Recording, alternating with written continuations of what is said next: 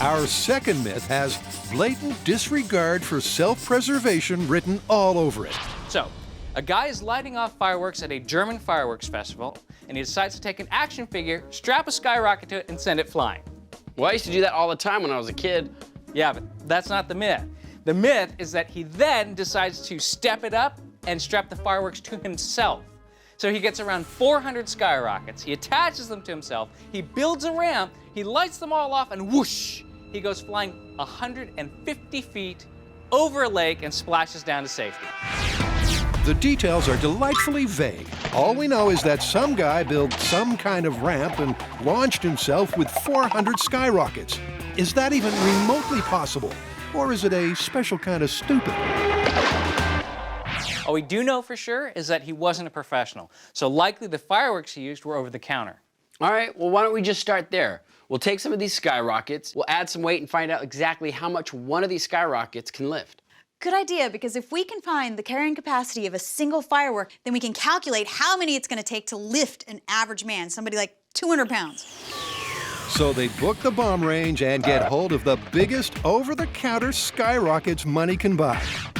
We're out at the Alameda County Bomb Range, so we can test the most powerful consumer fireworks that we could find. Then, with the help of a high-speed camera and one of the biggest scales we've ever used... Does this look straight? We'll time how long it takes to get from the bottom of the scale all the way to the top. That, plus knowing how long the scale is, will give us the speed.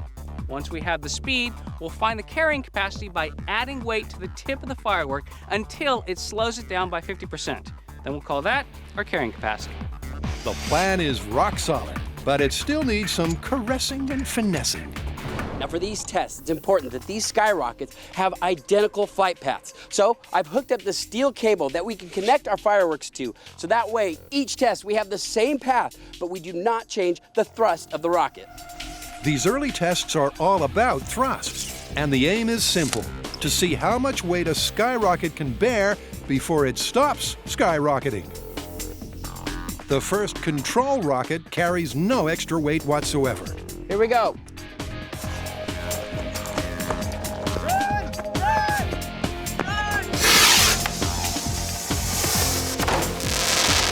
Whoa!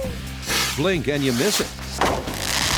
But the high-speed camera captures and records every detail. Okay, so we went 32 feet in 0.4 seconds. Okay, that's 80 feet per second. That's around 55 miles an hour. That's a pretty good speed.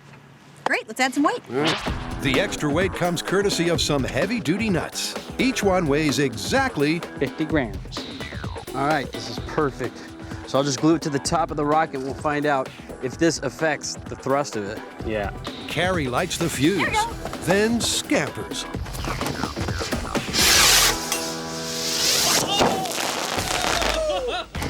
The extra weight only slowed the rocket by 20%. So instead of adding just one more nut to the next rocket, they'll add 2. Okay, this is consumer-grade firework with a 150-gram load. Here we go.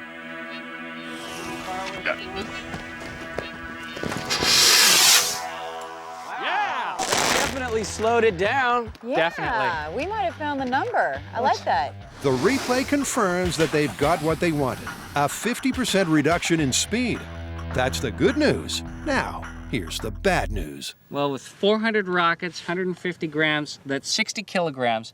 That's a carrying capacity of about 130 pounds. But wait, the guy alone without all his gear in this myth is 200 pounds. Yeah, it's not looking good for the myth. I mean, you would need well over 400 rockets to lift this guy. In fact, they'd need around 800 of these US-made rockets to haul a full-grown man. So here's hoping somebody's got a plan B.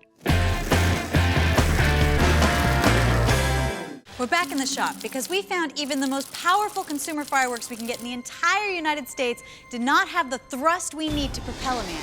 So, since this myth originated in Europe, we're thinking maybe they had something a little more powerful. Now, when you break it down, all skyrockets have 4 basic components. A nose cone to reduce aerodynamic drag, a pyrotechnic package to give you the sparkle, a stick to provide stability, and a motor with a fuse to give you thrust. Now, since we weren't able to get the European skyrockets with the greater thrust, we have to make our own rocket. So we have the next best thing, a model rocket motor. It has the same exact thrust. Now all we need to do is add a cone, attach a stick, and maybe make them look more like skyrockets. Things get off to a slowish start I've glued myself to the rocket already. as they set about custom building an arsenal of European-strength, single-stage skyrockets. We pride ourselves on quantity, not quality. Let's hope he's joking, because all these homemade fireworks have to be just as reliable as the store-bought ones. And that's it. If I won a pageant, this would definitely be my bouquet. Those look awesome. All right, you guys ready to set them off? Yeah. Oh, yeah, definitely. So it's back to the bomb range with something to prove. Yeah, I got high hopes. If these rockets can't bear a much bigger load, the myth is as good as busted. All right, so our first test is gonna be our control. This is our new and improved rocket with no weights. We'll find out how fast they go. This time, they've hooked up the rocket to a much safer electric fuse. And Kari's about to show how she responds in a moment of pure panic. In 3, 2, 1. Okay. The skyrocket turned kamikaze, but it stayed straight enough for long enough to get the data. 96 miles per hour at the top of the scale. I also learned something very valuable, which is, when in peril, I will use one of my coworkers as a human shield. Sorry, Grant. But Grant remains unfazed. He's already decided they can afford to up the starting weight. So I think we can go directly to the 150-gram load, which is exactly what the consumer-grade firework could do for its maximum capacity. By adding small weights to single rockets, they hope to find out if 400 fireworks really could launch a human. In 3, 2, 1.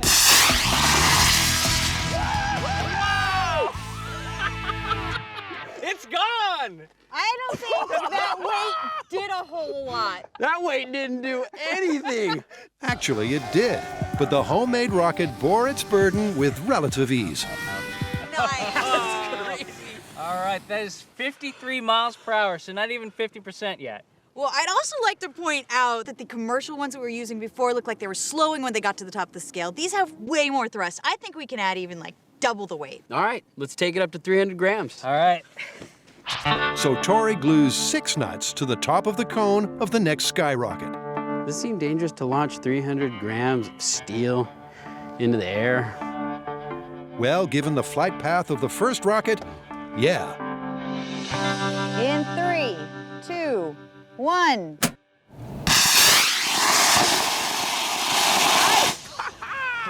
It lifted it.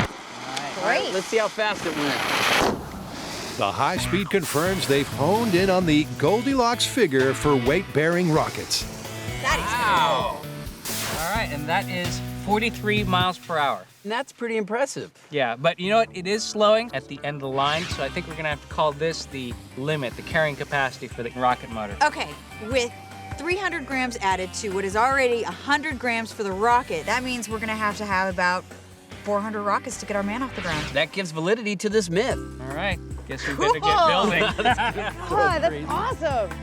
So the myth of the fireworks man is alive and kicking. They just need to put all that potency into practice.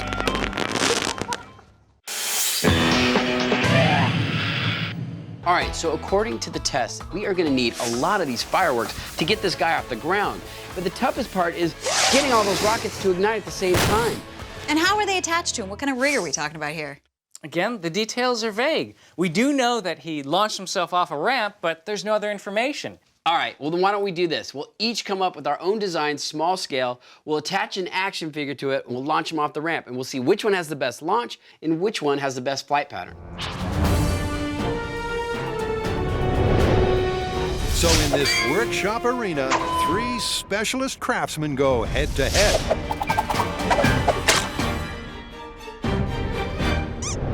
They have just 1 hour to whip up a workable prototype. So, let the games begin. 3 MythBusters, 40 rockets, 1 challenge. Build a flying fireworks man. Each contestant gets 2 basic ingredients, 1 raw mini buster and 1 sprig of skyrockets. The winning design is the one that can best launch the doll from a miniature ramp. Okay, so my idea is a giant Christmas tree-shaped fireworks cluster. I mean, what is more directional than an arrow, huh? So all the thrust is gonna go down this way and the guy's gonna go whoosh, straight out. The only problem is making sure that the exhaust from all the fireworks doesn't burn him to a crisp. I'll work that out later. Yeah, good luck with that. Meantime, That's the outfit. Tory has no doubts at all that he's on a winner.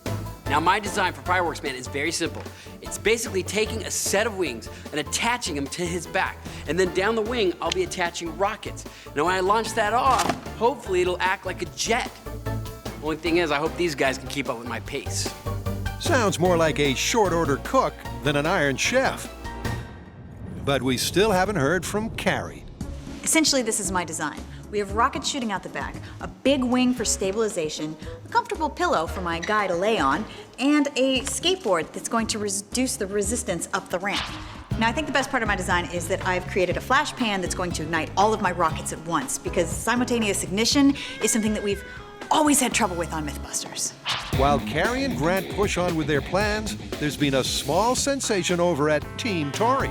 He's decided to scrap his design and go with a new one. But it already looks like the Force might be with him. I really wish that I had come up with Tory's design, just because I'm a big Star Wars fan, and it looks just like an X-Wing fighter. I know it was a little late in the game to change the design of Firework Man, but you know, I think this design is much better. Let's hope so. Now, all our contestants have the chance to appraise the opposition. Tory's design looks really, really cool, but I see two possible problems. Number one, I think he's gonna give his driver a little bit of a hot foot because he's got his feet somewhere around where the flames should be shooting out the back of the fireworks. And secondly, ignition. With 4 different bundles of rockets, getting them all to light at the same time might be an issue. Now, I like Kari's street luge design. It has all the mass in line with the thrust, which is good. However, she's got all those rockets at the back. I'm afraid that might not be stable enough. It might get off this ramp and start flipping in the air. Now for Kari to download on Grant. Her biggest concern is the way he's positioned his doll. The guy's trailing behind his rocket, so all the flames are going into his face. And the little cord that he's holding onto is hopefully fireproof, because otherwise, that's gonna light on fire, the rockets go, and then the guy falls. Just a thought. The hour is up, and these radically different designs are about to be put to the test. 3, 2, 1, and... Done. Let's see him. All right. Oh, you ready to put your rockets where your mouth is? Bring it, let's launch them. All right, get ready to lose, you guys. Just like Adam and Janie, they're testing at Treasure Island under the Bay Bridge. But at least they'll get the chance to take in the view. All right, let's set up and launch these bad boys. All right. They're aiming to see which design has the best flight path and which one flies the farthest. For that, they'll need to stake out their turf. That might be a little presumptuous. Given the strength of the mini rockets, 200 feet might be a tad optimistic. Now, for that to occur, 2 things have to happen. 1, we have to have straight and stable flight. 2, we have to not explode on the launch pad. 2 very good points. And Tory's the first to test his luck. I love Tory's design because it looks nothing like anything I would have ever come up with. I mean, it looks like something out of a sci-fi movie. I have trays of black powder at each bundle of fireworks. I'm using an electric igniter to light off each of those trays of black powder. Once I hit the button, all rockets should fire at the same exact time. That's the dream. But now it's time to face up to reality. In 3, 2, 1. It did something. I think it exploded on the launch pad. The X-Wing aircraft went pretty much nowhere.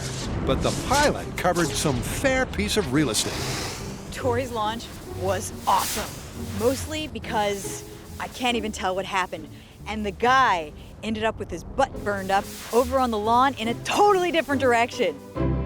Now, there's a piece of my fireworks rocket. There's another piece. Talk about epic fail.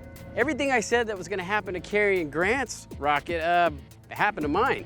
Not only did it crash and burn, it exploded into pieces. Time for the next fledgling to test her wings. But it's Grant who makes the prediction. And if you pick up her flight vehicle, it's a little back heavy actually. So it could end up sort of doing, I think it's actually gonna do a loop-de-loop. As a matter of fact. There's no better shot in the arm than kind words from a friend. Now it's Kari's turn to try to do better than Tory. That's it. Hold on, little missy. Fireworks man, Kari design, small scale, in 3, 2, 1.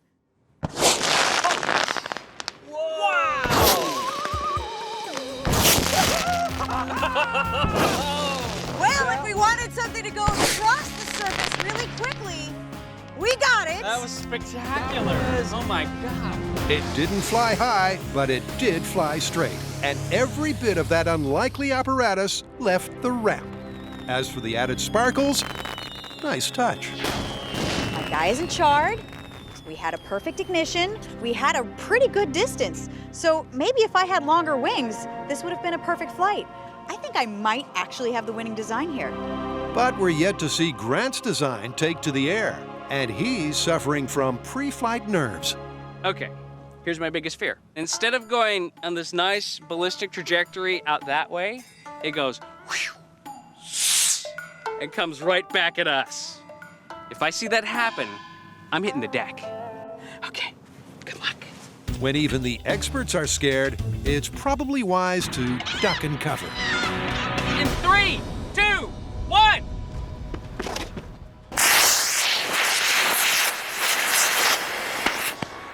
Grant's launch looked more like a guy slipping on soap. Oh! So there's no real need for a high-speed replay. But let's do it anyway.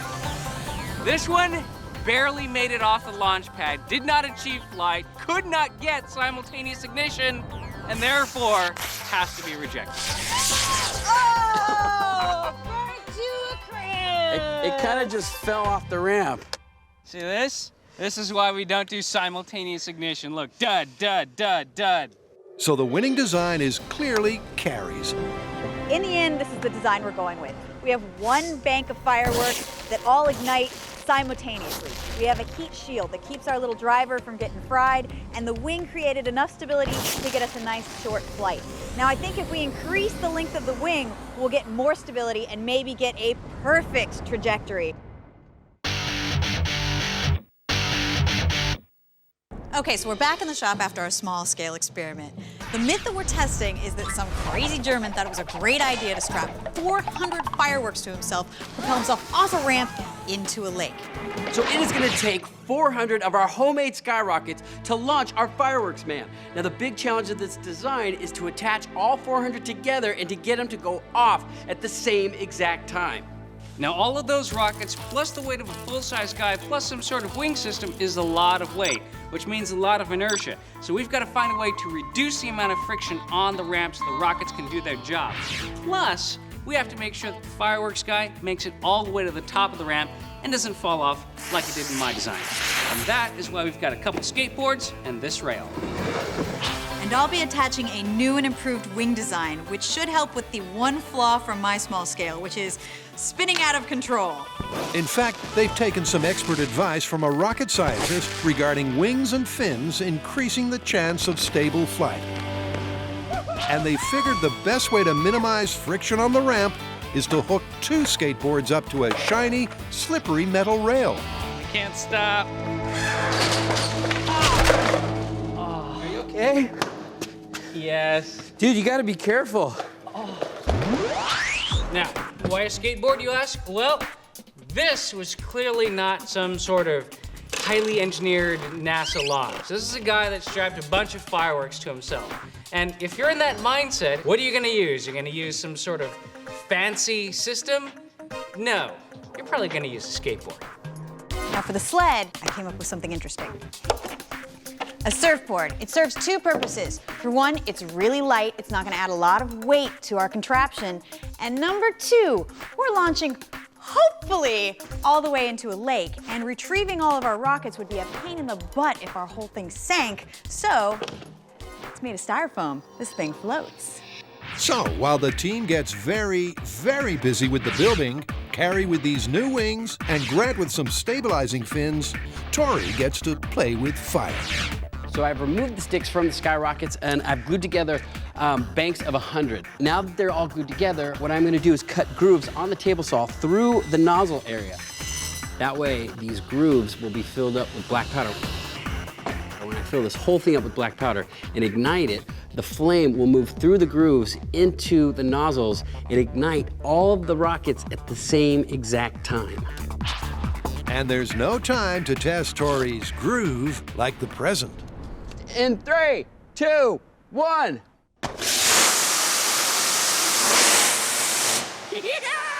Oh, that looks so synchronized.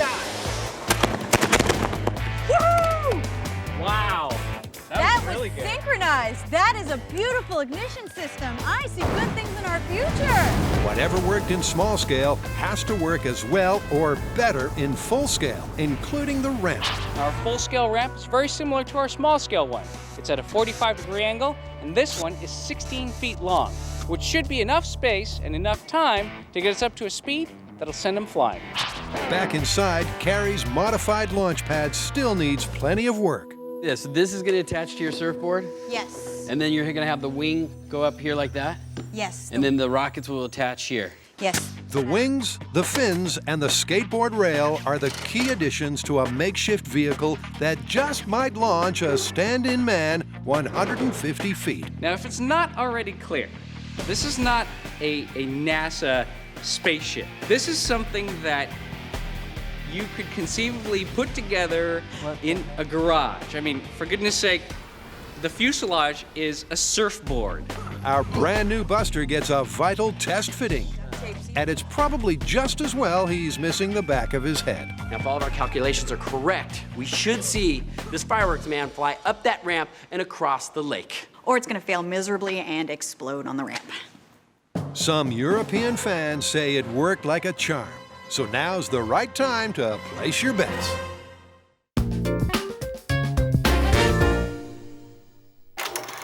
Any kid who's ever read a comic book has surely dreamed of personal rocket propulsion. According to fans, one man actually flew 150 feet with skyrockets. So we had to see for ourselves. We've studied the physics, built the best amateur rig we could, and found a flooded quarry for the crash landing. Oh, this place is cool. What? Already dangerous. So, if our math is correct and our fireworks do what they're supposed to, we should get a man landing in the lake anytime now. Ooh, nice. He's got to not explode on the launch pad, have a stable flight, and according to the myth, fly at least 150 feet. I hope he does it. Kari dresses Buster in a safety orange fireproof suit, as though that's going to help him. Now to check on correct starting weight. All right, how much do you weigh? Okay, 183. Well, the sled weighs 60, so that makes him 243. That's perfect. That's exactly around what we need. All right. Load them up, let's do this. Come on, buddy. You're going for a ride.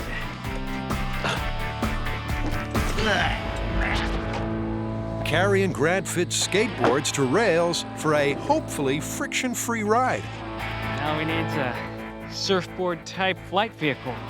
While Tory sets the charge to ignite every last one of those 400 rockets. Fingers crossed, they will launch together. Now, I know this might not seem like a lot of black powder, but I'm actually using 6 ounces. I mean, that would be plenty to fire off a cannonball.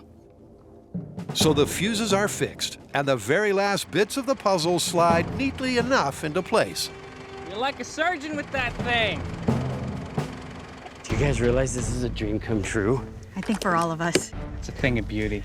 But let's remember that Fireworks Man still has a hell of a lot to live up to. For this myth to be possible, we need 2 things to happen. 1, we need Buster to launch off that ramp and hit the water. And 2, we need him to not be a burning, massive, melting Buster.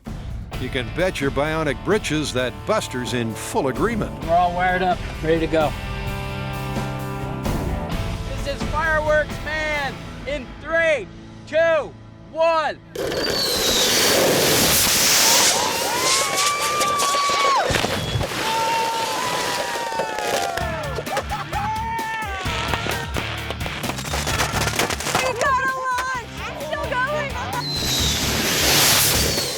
From the shore, it's a dazzling display of smoke and sparkles. But just put yourself in Buster's shoes.